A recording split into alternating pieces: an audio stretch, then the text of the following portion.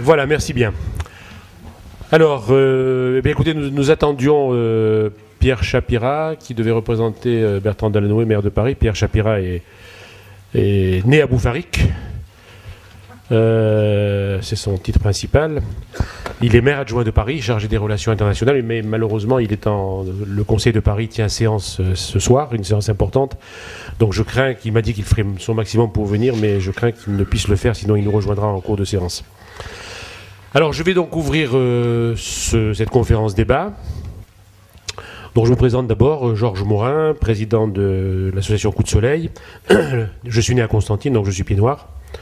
Je le précise tout de suite, puisque je sais que certains sites ont mis en cause l'origine des uns et des autres. Donc voilà, j'ai une petite légitimité pour présider ce débat. Ce débat qui est organisé par la Ligue des droits de l'homme, Le Monde diplomatique et donc Coup de Soleil, et qui s'intitule Algérie 1962, de quoi les pieds noirs ont-ils eu peur?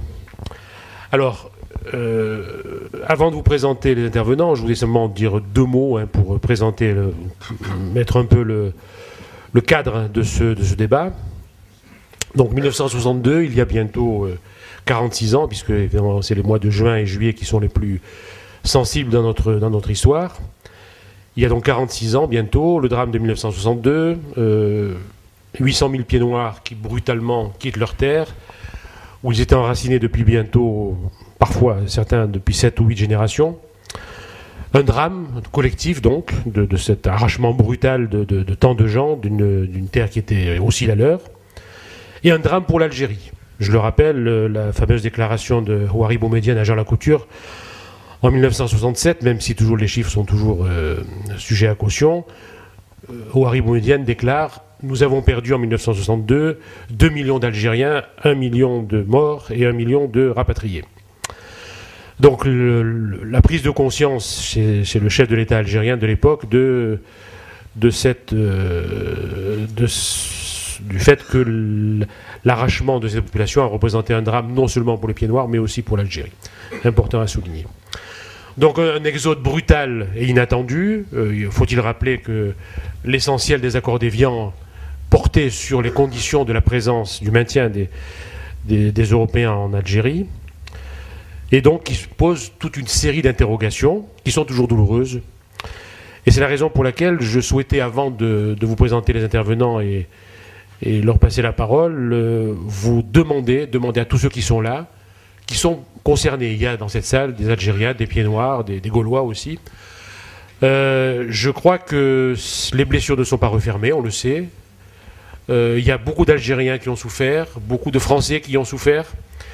Et je pense que le seul moyen pour nous tous de nous retrouver, de retrouver un peu d'apaisement, c'est d'avoir un minimum de respect pour la souffrance de l'autre. Je pense que c'est la règle d'or que nous devrions nous imposer ce soir. Ça veut dire que le débat sera contradictoire, on entendra les paroles des uns et des autres, y compris autour de cette table, nous ne sommes pas tous d'accord, Dieu merci. Simplement, je demande à ce que chacun d'entre vous fasse preuve d'un minimum de courtoisie, de dignité, et encore une fois, sache respecter le point de vue et souvent la souffrance de l'autre. Je ne voulais pas en dire davantage. Alors, les règles du jeu. Donc, nous avons deux enquêtes qui ont été menées sur l'Algérie, sur la guerre d'Algérie. L'enquête de Pierre Daume, qui est ici, et porte plus précisément sur les pieds noirs qui sont restés en Algérie, donc en creux sur ceux qui sont partis. Le film de Jean-Pierre, qui est sur ma droite, lui a mis en lumière les heures sombres de la guerre de libération du côté algérien. Donc évidemment, on retrouve aussi certaines heures sombres de 1962, je pense notamment à Oran. Donc deux enquêtes, une écrite, une qui a donné lieu à un résultat écrit, l'autre qui a donné lieu à un film.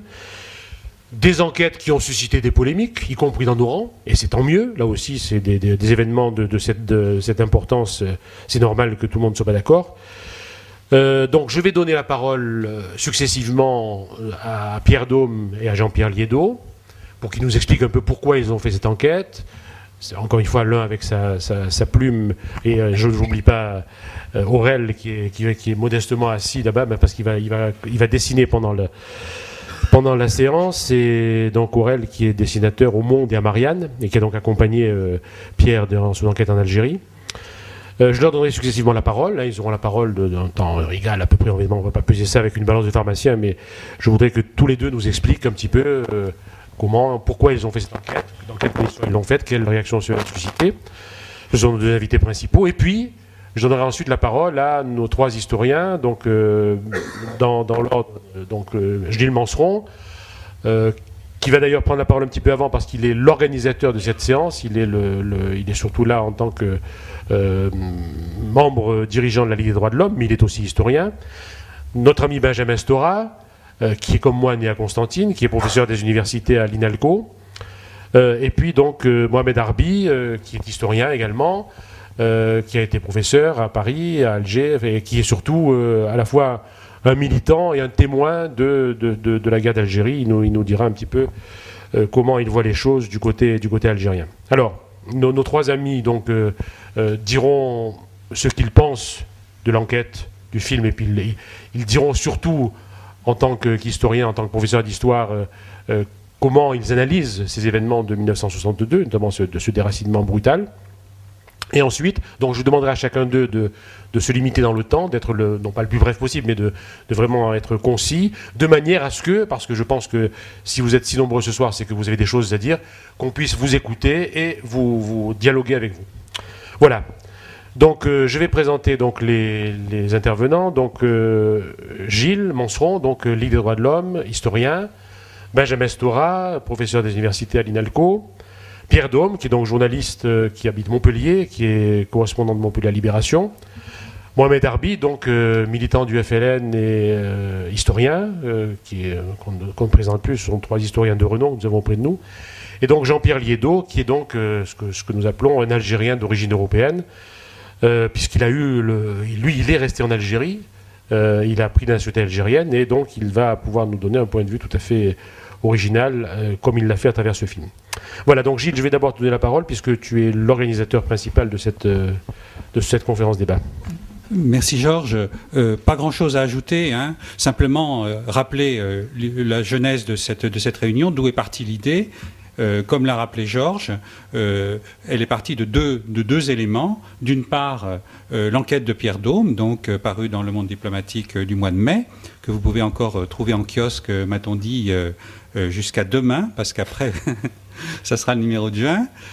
Donc, il a fait paraître cet article après son enquête avec Aurel en Algérie sur ce sujet. Et il nous a suggéré, il nous a posé la question, est-ce que ça vous intéresserait pas, la Ligue des droits de l'homme, de faire un débat autour de ces questions? Deuxième élément, le film de Jean-Pierre Liédo, Algérie, histoire à ne pas dire, donc qui est sorti fin février, qui a été commenté dans la revue de la Ligue des droits de l'homme, sous la forme d'un article, un film à voir et à débattre, donc soulignant son intérêt et puis en même temps un certain nombre de questions qui sont à débattre autour et d'interprétations diverses qui sont possibles de certains passages. Donc voilà. Et donc on s'est dit, c'est l'occasion notamment de réunir ceux qui sont autour de cette table pour débattre de ces deux œuvres, si on peut dire. Juste une précision, vous voyez là-bas un jeune homme qui filme. En effet, le débat est enregistré, donc est filmé, et il va être mis sur Internet par une association qui a soutenu aussi l'organisation de ce débat, qui s'appelle Manifeste des Libertés, qui nous a demandé l'autorisation de filmer ce débat, et ils sont assez intéressés aussi par le contenu même de ce débat. Et donc, ils vont le mettre sur Internet, et ça sera donc visible en Algérie, notamment. Voilà, ce qui me semble assez important aussi. Voilà, c'est à peu près tout ce que j'ai à dire. Les excuses d'une des adjointes, Yamina Benguigui, donc, oui, qui, comme Pierre Chapira, aurait souhaité venir à cette réunion, mais il y a un conseil de Paris. Voilà, donc ils remplissent avant tout leur devoir d'élu. Bien, merci Gilles. Alors donc, je vais demander à Pierre Daume donc, de prendre la parole. Pour nous donner un peu les conditions, encore une fois, comme je le rappelais, ça sera les mêmes conditions pour Jean-Pierre, donc les raisons de cette enquête qu'il a menée en Algérie avec Aurel, ce qu'il en a tiré, parce que peut-être tout le monde n'a-t-il pas lu complètement ou pas du tout même parfois l'article du Monde diplomatique, donc ce serait intéressant que vous nous rappeliez vos conclusions, les résultats de votre enquête, et puis ce que vous avez eu comme réaction, bref, et puis ensuite on gardera le meilleur évidemment pour le dialogue avec le public. Pierre, vous avez la parole.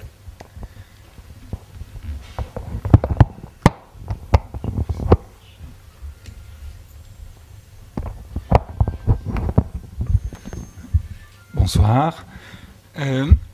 Donc,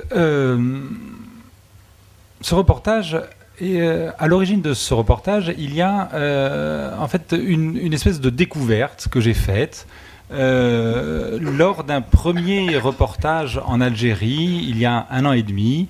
Je ne connaissais pas du tout ce pays. Je précise que je ne suis pas du tout... Enfin, je n'ai aucune origine pied noir quelconque. Et donc, voilà, je suis arrivé de façon assez neuve dans ce pays. Et donc, il y a 1 an et demi, j'accompagnais un groupe de 130 pieds noirs, tous originaires de la même ville, Béjaïa, l'ancienne Bougie, qui revenaient pour la première fois depuis 45 ans dans la ville de leur enfance. Donc, un certain nombre d'entre vous a certainement entendu parler de ce genre de récit, voire l'a vécu lui-même. Donc c'était un très beau reportage, et en tout cas dans le sujet, je ne sais pas si dans mon écriture il a été aussi beau.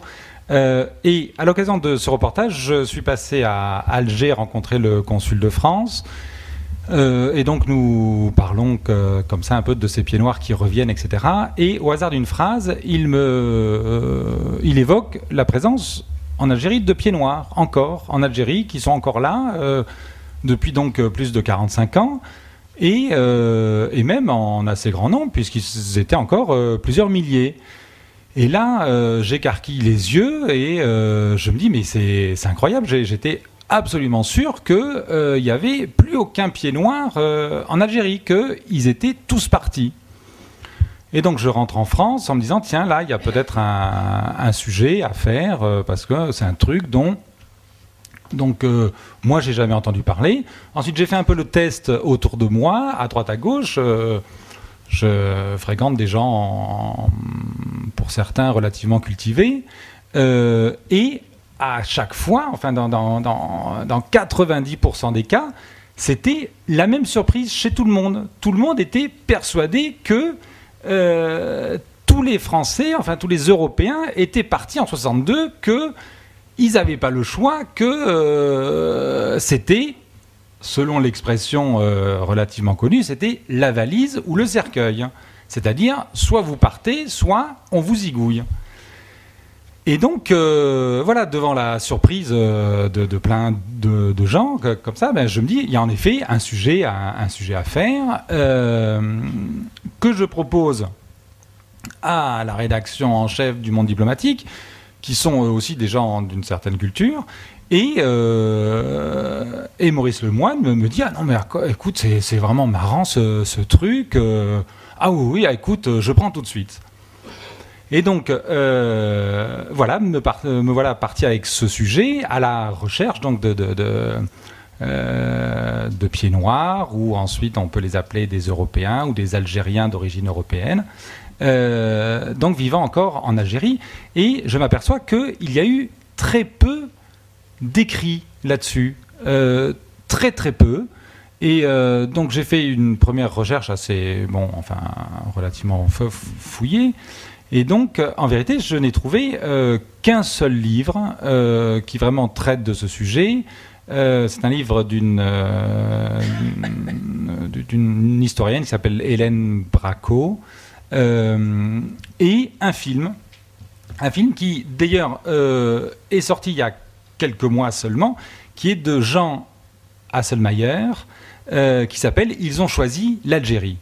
C'est un film qui n'est pas encore diffusé en France, autant que je sache, mais qui traite vraiment exactement de ce sujet, à la nuance près que Jean Hasselmayer s'est plus concentré sur ceux qui ont choisi en effet de rester en Algérie, mais qui étaient politisés, qui étaient engagés dans le combat auprès du FLN.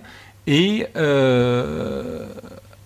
alors que, en fait, moi, dès le début, je me suis dit, moi, ce qui m'intéresse, c'est d'essayer d'avoir un échantillon le plus large possible, parce que, bon, c'est vrai que si finalement, il n'y a que les assez rares, finalement, Français qui se sont engagés auprès du FLN, qui sont restés, bon, c'est un sujet intéressant, mais finalement, ça finit par être moins surprenant, en quelque sorte.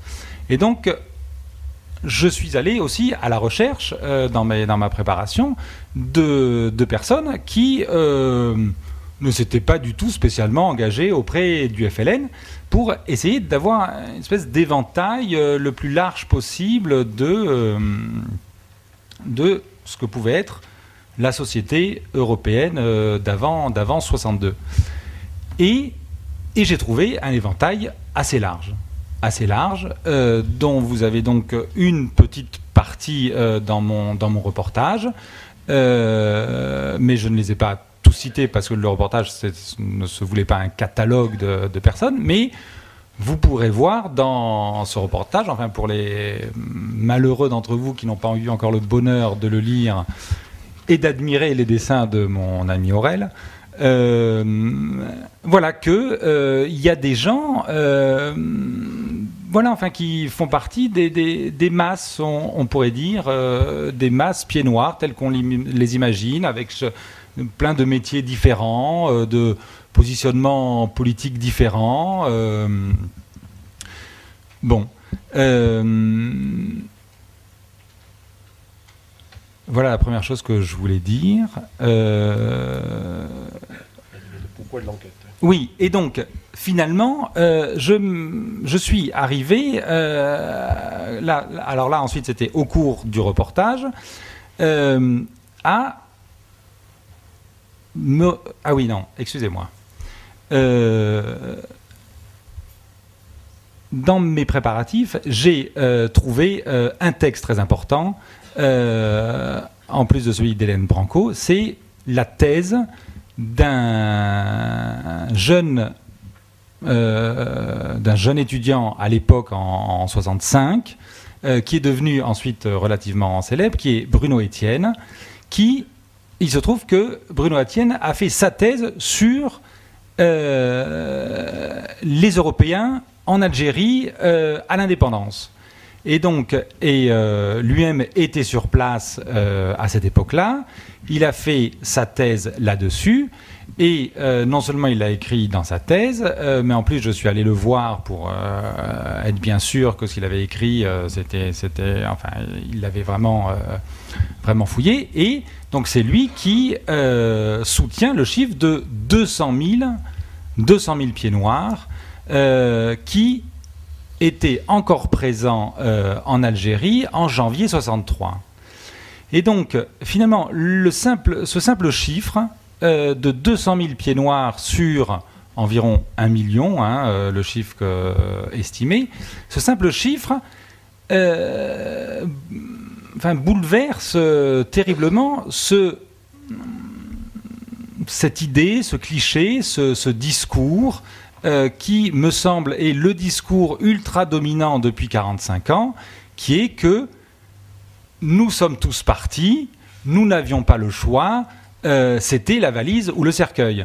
Or, à partir du moment où il y en a 200 000 qui sont restés, ça veut dire que ça ne peut pas être tout à fait ça. Ça ne peut pas être complètement vrai. Et donc, c'est vrai qu'ensuite, tout au long du reportage, s'est posé la question en creux de savoir quelles ont été, alors, soit les vraies raisons, soit, en tout cas, pour rester plus neutre, les autres raisons qui ont poussé 800 000, et non pas donc 1 million, 800 000 Européens et Juifs à quitter l'Algérie, on va dire même jusqu'en 62, parce que l'image est aussi fausse, mais ça c'est plus connu, l'image est aussi fausse de dire que il y a eu que tous ceux qui sont partis entre avril et juillet 62. J'ai plus les chiffres exacts en tête, mais il y en a un certain nombre qui sont partis dès les années 50. Il y en a qui sont partis en 1960. Ensuite, l'année 61, il y en a eu d'autres qui sont partis. Et donc, et finalement, sur l'année 62 elle-même, il n'y en a pas du tout 1 million qui sont partis pendant l'année 62, mais il y en a, enfin, je ne veux pas dire de bêtises, mais il y en a peut-être que 500 000 qui sont partis sur l'année 62. Et donc, la question se posait de savoir donc quelles ont été finalement les vraies raisons ou les autres raisons qui ont poussé tant d'Européens à partir. Et ça, cette question, je l'ai posée à mes interlocuteurs restés sur place.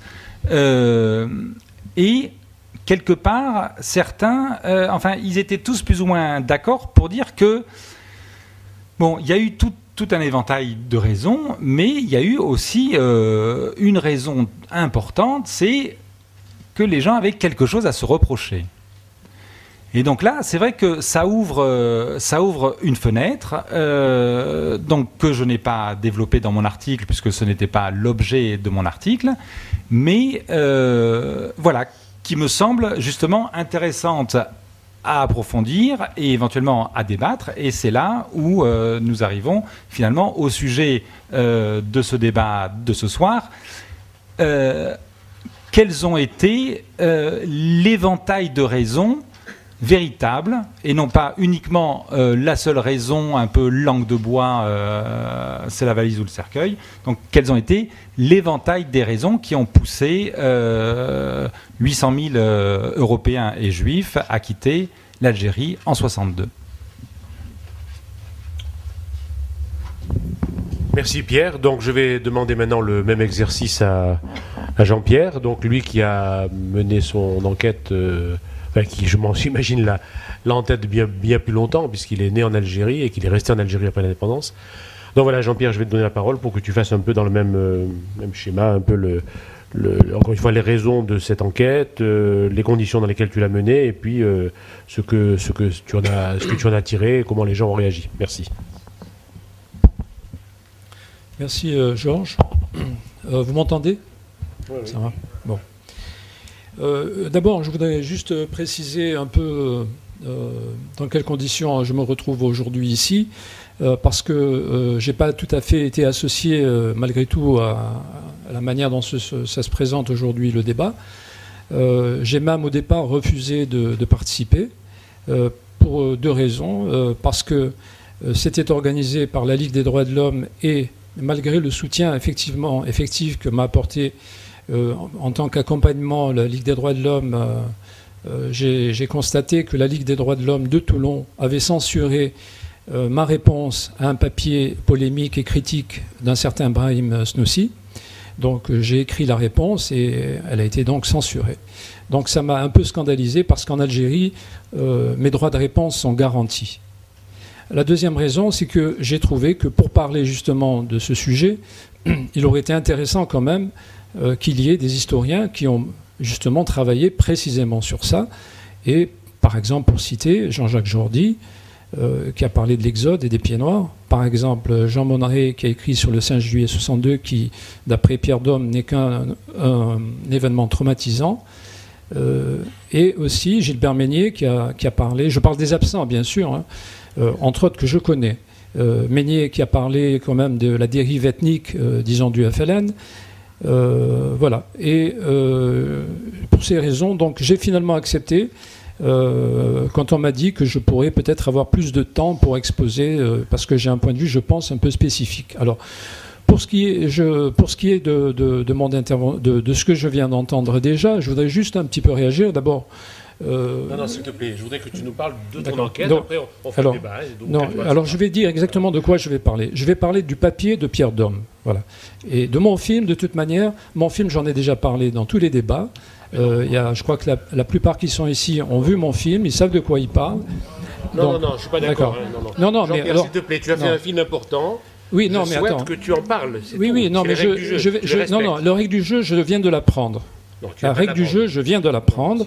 Et pour ma part, je tiens absolument, dans mon intervention préliminaire, à dire ce que je pense du papier de Pierre Dôme qui a lancé finalement ce débat. Parce que le débat est parti après le papier de Pierre Dôme. Et pour ce qui est de mon film, on a déjà fait débat avec le Coup de Soleil et avec la Ligue des droits de l'homme d'ailleurs. Et avec Mohamed Harbi Tout aussi. le monde n'a pas vu ton film, Voilà. on aimerait bien que tu nous en parles. Bon, je vais en parler en 2 minutes. Ce film actuellement est sorti donc, depuis février. Ce film est interdit depuis que j'ai tenté de le montrer en juin de l'année passée.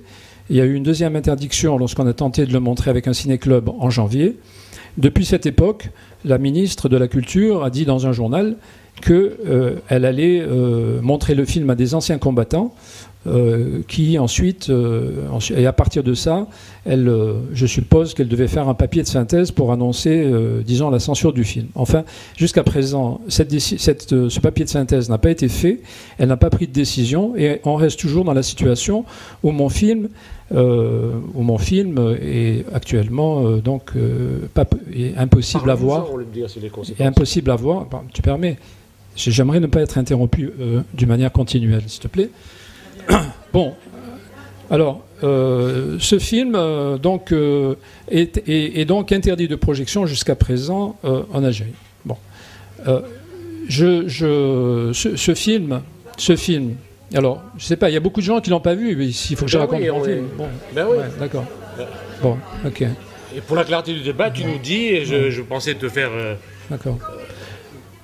Bon, alors, mon film, c'est un peu... Pardonne-moi, Jean-Pierre. Oui. Est-ce que tu as un peu de temps, Pierre?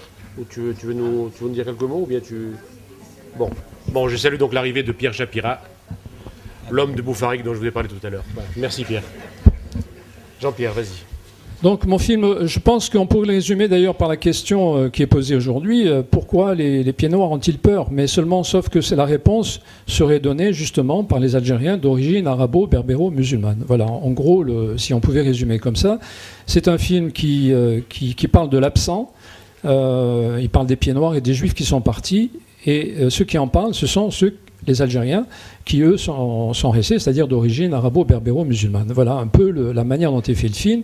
Il y a 4 histoires dans le film, indépendantes les unes des autres, qui nous permettent de remonter toute la période de la guerre, de 1954, où la première histoire se passe en 1955, et jusqu'à 1962, avec des personnages qui sont des personnages principaux, qui sont un peu des alter ego, qui ont à peu près mon âge, sauf le dernier qui est très jeune, enfin qui a 30 ans, et lesquels, donc, ces personnages principaux ont eu leur enfance durant la guerre, voilà, durant la période française de l'Algérie, la dernière partie de la période française, et puis aussi durant la guerre.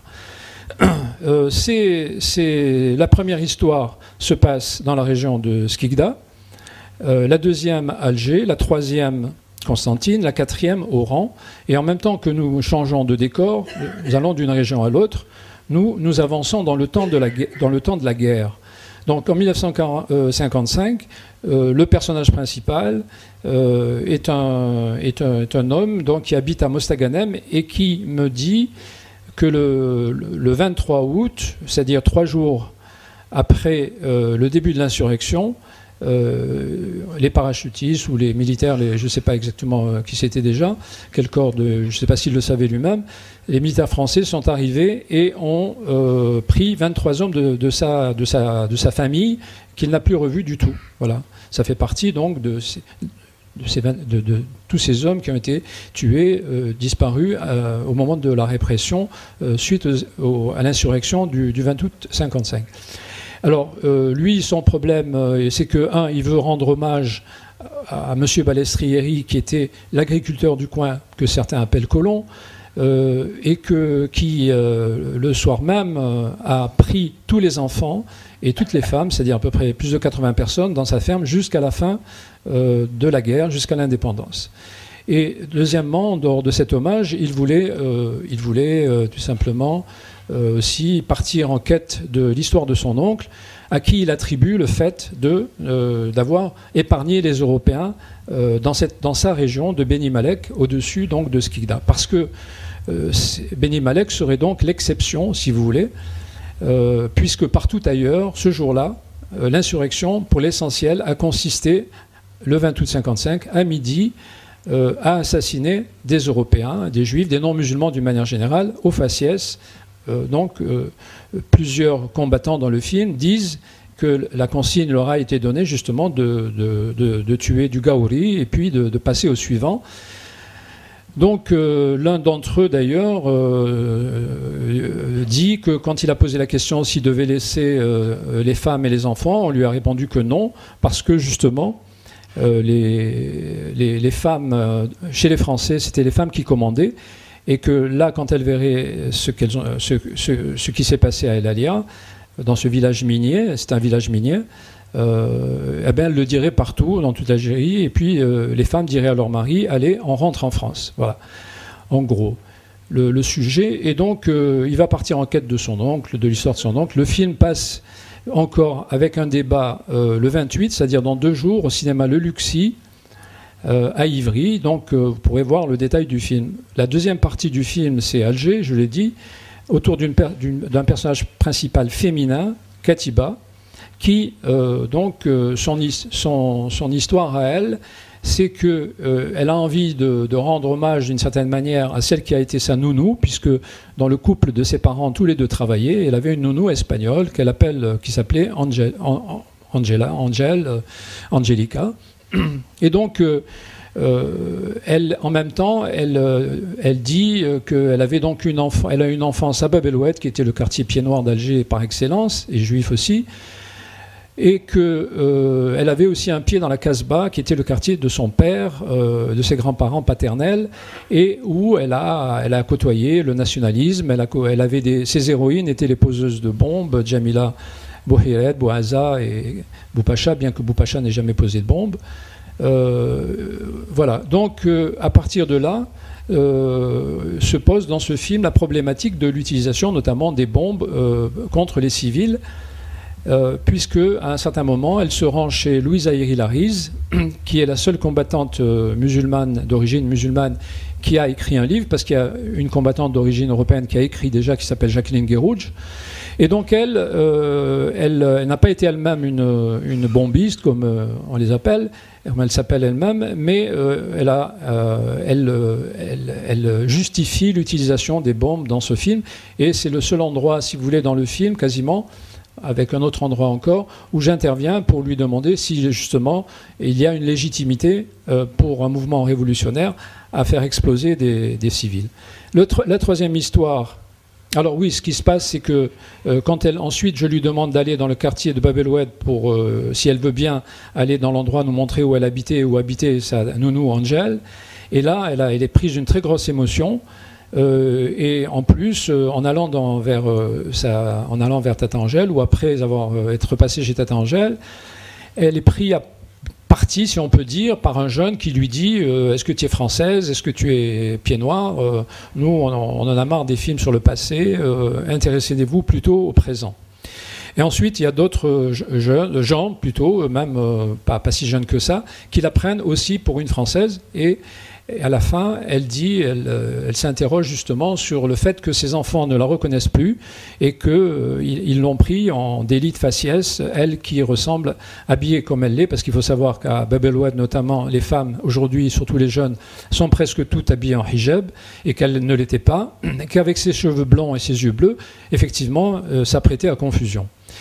Donc, le troisième film, c'est Constantine. Ça nous fait avancer dans le temps. Nous ne sommes plus en 56-57 comme à Alger, la bataille d'Alger. Nous sommes à Constantine en 1961. Pourquoi ? Parce que nous avons pris comme, disons, axe central la figure de Shir Raymond, Raymond Léris, le chanteur juif de Constantine, qui a été assassiné le 22 juin 1961. Cet attentat n'a pas été revendiqué officiellement, que je sache, à moins que les historiens me démentent, par le FLN. Mais en 2005, lorsque je préparais mon film, il y a un avocat connu, algérois, qui a déclaré que c'était bien le FLN qui l'avait assassiné. Et jusqu'à présent, il n'y a pas eu de démenti du FLN historique ou du FLN actuel.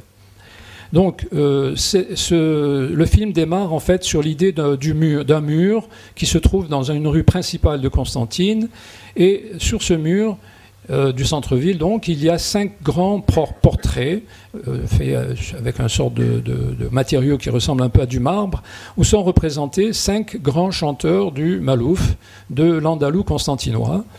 Et évidemment, il y a là les collègues, ceux qui furent les collègues de Cheikh Raymond. Certains d'ailleurs sont vivants, il y en a 2 qui sont vivants encore, Cheikh Darsouni et Cheikh Fergani. Mais évidemment, Raymond n'est pas là. Raymond est absent de cette mémoire officielle. Et le sujet du film, si vous voulez, de ce film, c'est que le personnage principal, qui était avec son enfant, allait voir les uns et les autres qui avaient connu Raymond pour leur dire est-ce qu'ils seraient d'accord pour participer à un petit hommage à Raymond, à Constantine. Et cette approche, si vous voulez, donne le prétexte à ce que chacun dise un peu ce qu'il pensait, comment il voyait Raymond. Et nous avons notamment, à un moment donné, quand nous allons voir le concert de Cheikh Darsouni, qui a bien connu Raymond, nous avons à la fin, dans les loges, un violoniste qui participe qui a un certain âge, disons, qui participe à cet orchestre et qui dit notamment que la balle qui avait tué, que Raymond ne valait même pas la balle qu'il avait tuée, et que si pour la Révolution il avait fallu assassiner Mozart ou Beethoven, eh bien il l'aurait fait. Donc le film finalement se termine par cet hommage où on voit des Constantinois se rassembler dans la maison de Ben Cherif, dans une vieille maison typique de Constantine, avec son patio. Ils écoutent une bande, une musique, un chant de Raymond, avec sur un magnétophone qui tourne, voilà, et les gens sont silencieux, écoutent. Et voilà. Ensuite, le film se termine à nouveau sur ce mur dans la nuit où Raymond est absent. Et d'ailleurs, j'ai oublié de dire, si je puis dire, que ce film, donc le personnage principal, suite aux pressions, je suppose, des autorités, a demandé par lettre à se retirer du film avec son fils, toute l'idée intéressante de ce film, c'était que justement, pendant tout le film, il racontait plein de choses à son fils, et notamment que son père, ses parents, qui s'étaient mariés avec Raymond, comme toutes les grandes familles de Constantine, son père était un fan de Raymond, qu'il n'entendait que Raymond jusqu'à l'âge de 12 ans, il avait tellement qu'il avait cru jusqu'à l'âge de 12 ans qu'il n'existait qu'un seul chanteur au monde, c'était Raymond. Et donc son fils, au départ du film, regarde le mur et dit « Papa, est-ce que… » son père lui demande d'abord qui manque sur le mur. Et évidemment, l'enfant, il avait été tellement bassiné, si je puis dire, par Raymond pendant tout le voyage, qu'il lui dit Raymond, et puis le gamin tout seul regarde le mur et il voit une place sur le côté droit. Il dit est-ce qu'on ne pourrait pas l'ajouter là? Voilà. Malheureusement, tout ça a sauté quasiment. J'ai dû faire sauter 20 minutes du film et mettre des carrés noirs là où je ne pouvais pas faire sauter les 2 personnages, le père et le fils. Le 4e film, c'est Oran. Là, je voulais avoir un personnage, comme je l'ai dit, de mon âge. Je n'en ai pas trouvé. J'allais faire moi-même, disons, le personnage principal, puisque je me considère oranais. Quand j'ai trouvé, assez rapidement, au début de mon repérage à Oran, un jeune metteur en scène de théâtre qui, pour mon bonheur, disons, était en train de monter la pièce de Camus, Les Justes, qui justement, comme vous le savez, pose la problématique de l'utilisation de la violence et des limites à la violence. Alors, je lui ai proposé, il a accepté au bout de quelques jours, et avec lui, donc, nous nous sommes plongés dans un quartier que j'ai choisi, qui est le quartier de la Marine. Pourquoi je l'ai choisi? Parce que ce quartier était sans doute le plus... D'abord, c'était le premier quartier d'Oran, c'est là où a commencé Oran, la première mairie, la première préfecture, etc. Et deuxièmement, c'était le quartier peut-être le plus mélangé d'Oran, espagnol, arabe, les frères, et presque tout le monde est frère et sœur de lait dans ce quartier. Toutes les femmes arabes ou espagnoles, comme elles s'appelaient à cette époque, allaitaient les gosses des uns et des autres.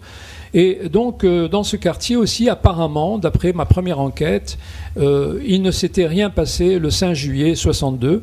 5 juillet 62, qui, partout à Oran, simultanément, dans presque tous les quartiers, va avoir, disons, un déferlement qui vise au faciès, à nouveau, comme le 20 août 55, tout ce qui ressemble à un gaouri, c'est-à-dire donc à un non-musulman. Et donc, avec lui, nous plongeons, nous nous immergeons dans ce quartier. Chacun nous dit à peu près que ça s'est bien passé, ce malheur du 5 juillet, mais ailleurs, pas là.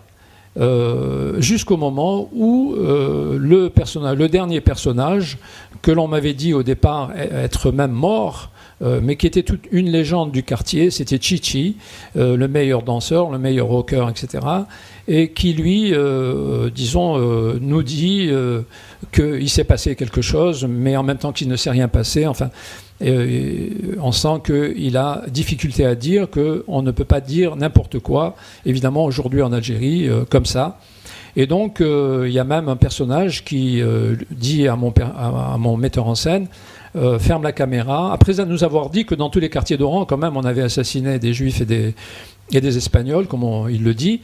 Il nous dit, si vous voulez que je vous dise exactement comment ça s'est passé, fermez la caméra. Voilà un peu les 4 histoires de ce film. Donc, ce film, justement, donc depuis qu'il est donc dans cette situation d'interdiction, il n'y a, je l'ai dit tout à l'heure, pas eu de réponse encore de la ministre. Par contre, je dois dire qu'en juin, à la fin juin, quand mon film a été interdit la première fois, j'ai fait des projections privées à Alger, chez un jeune éditeur. Là, j'ai pu faire ces projections. 150 personnes à peu près sont venues, dont Mohamed Harbi, justement, qui était de passage à Alger. Beaucoup de personnalités étaient là. Des personnages du film qui ont dit que je ne les avais pas trahis et qui jusqu'à présent, bien que sollicités aussi par les autorités, ont tenu le coup, et donc personne n'a demandé jusqu'à présent à retirer ces images. Après cette projection, il y a eu 4 papiers dans la presse qui sont sortis, et en dehors du papier en arabe de Chourouk, qui fait en général dans l'antisémitisme d'une manière régulière, les 3 autres papiers, notamment dans le Watan, étaient très positifs. Depuis le mois de fin janvier, février, il y a maintenant, pas énormément, mais il y a eu 2 ou 3 papiers, disons d'intellectuels, qui attaquent le film. Un de ces intellectuels, donc c'était, je l'ai cité tout à l'heure, Brahim Snoussi, mais lui, il a intervenu dans la LDH de Toulon. Mais les autres dans les papiers, dans les journaux algériens. Mais jusqu'à présent, mes réponses ont été publiées. La dernière en date devrait concerner Médiane Benamar, qui est un sociologue de l'art qui vit à Aix-en-Provence et auquel j'ai répondu depuis un moment, mais apparemment la lettre j'avais pas utilisé le bon mail du journal, et donc apparemment je viens de la renvoyer et le papier devrait sortir. Ma réponse devrait sortir. Voilà.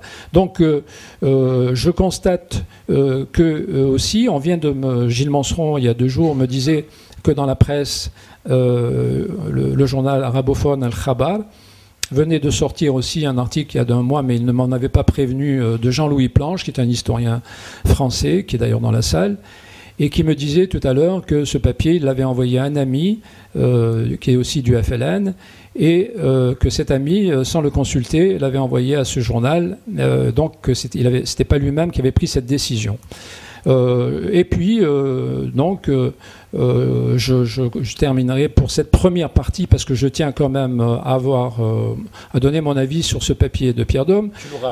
D'accord, très bien. Pierre Dôme, justement, donc, m'a contacté depuis un moment pour faire son enquête. Il ne m'a pas cité tout à l'heure. Donc je rétablis un peu la vérité. Je crois que l'avoir aidé de tout mon possible en lui donnant le maximum de contacts que je connaissais de Pieds Noirs qui étaient restés en Algérie. Et donc je m'interroge d'ailleurs pourquoi, s'il cite le film Histoire d'une blessure pour dire qu'il participe de la mythification des Pieds Noirs, pourquoi justement ce film il n'en fait pas état dans son papier, alors que manifestement les Algériens d'origine arabo-berbéro-musulmane justement répondent à la question de ce débat. Je voudrais juste, puisqu'il a parlé d'Assel Meyer sans donner le titre du film, dire que je crois que le titre du film, c'est « Ils ont choisi l'Algérie ». Et je voudrais juste dire de la part de la bouche même de Assel Meyer que ce film qui a été financé entièrement d'ailleurs par l'année, disons, Alger, capitale arabe, 2007, capitale arabe de la culture. Tu parles de ton film là. Non, je parle du film de Assel Meyer, parce que ça peut lancer aussi des idées pour le débat. Donc ce film, lorsqu'il est passé en première dans le cadre de Alger 2007, alors ceux qui sont restés en Algérie, ce sont ceux qui sont engagés dans le film, ceux qui sont engagés pour l'indépendance. Ce sont des gens qui ont participé à la guerre, à la lutte pour l'indépendance. Et donc, comme ce sont donc des Européens, que dans le film ils parlent tous en arabe, le jour de la première, le film a été montré, sans qu'on le lui dise, complètement doublé en arabe. Donc on voyait des gens qui ouvraient la bouche et il y avait un autre discours qui sortait de leur bouche. Alors, à la fin de ce film, c'est Assel Meyer lui-même qui me l'a dit, à ce moment, à la fin, il y a quelqu'un qui s'est approché de lui, une personnalité apparemment du ministère des Anciens Combattants, d'après ce qu'il a cru comprendre, qui lui a dit le film est très bien, mais la prochaine fois, essaye de faire un film sur les combattants algériens. Voilà. Bien, Jean-Pierre, merci d'avoir accepté de jouer le jeu, je t'en remercie. Alors, Benjamin et Mohamed, je ne sais plus, je voulais leur donner la parole en premier, mais alors est-ce qu'on va les prendre dans l'ordre, tant pis, on va prendre Gilles, Benjamin et puis Mohamed. Non, Mohamed m'a dit non, Benjamin d'abord. Benjamin me dit Mohamed d'abord. Donc je choisis Gilles.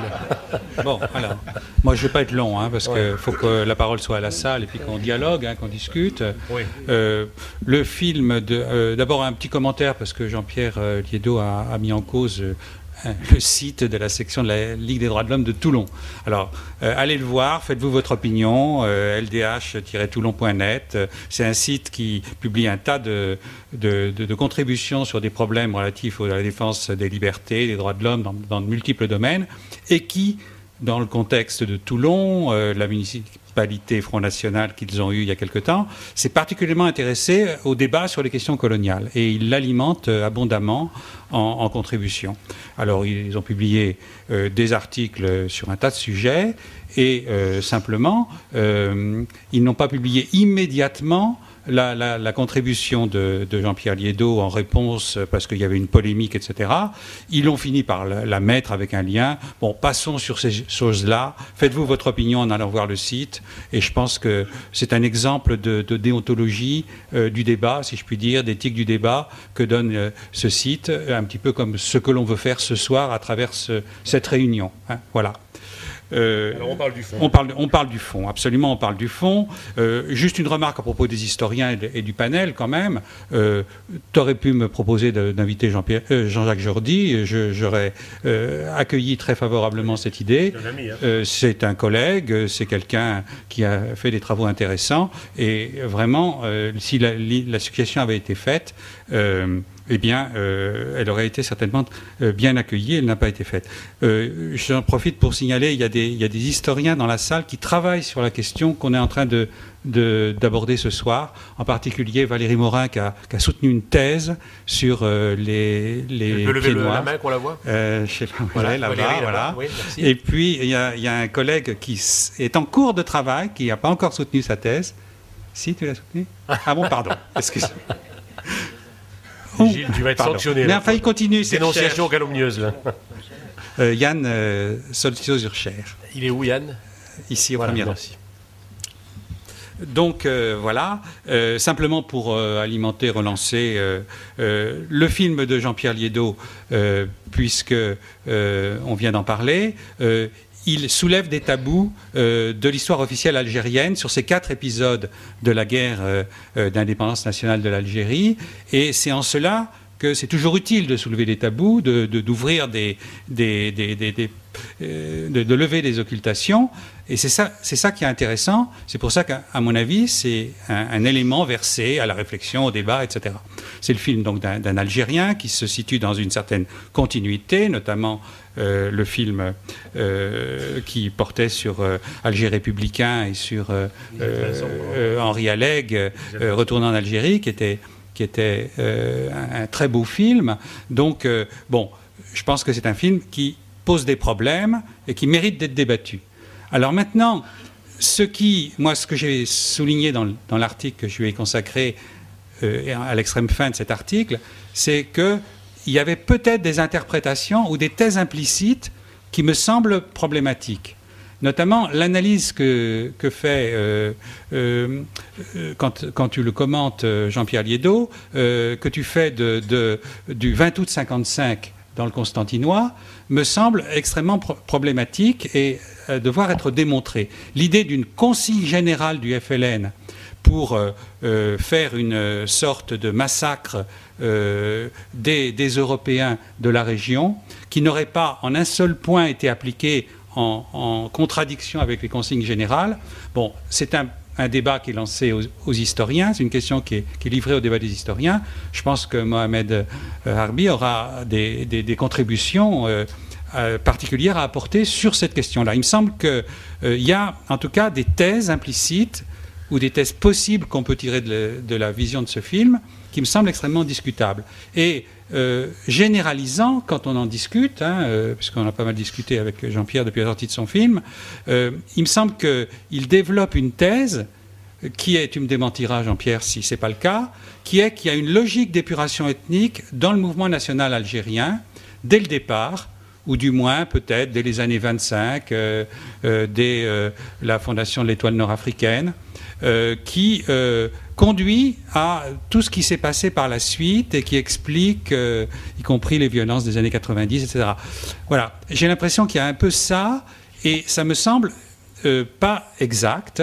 Là aussi, Mohamed Harbi ou Benjamin Stora pourront apporter leur propre analyse sur cette histoire du mouvement national algérien, mais il me semble que s'il y a eu un mouvement ethniciste, dirons-nous, dans ce mouvement national, il n'a pas été dominant et que les ouvertures politiques, les pensées politiques de la nation algérienne ont existé dans différents courants, que ce soit l'UDMA, que ce soit le PCA, que ce soit au sein du FLN, notamment au congrès de la Soumam, etc.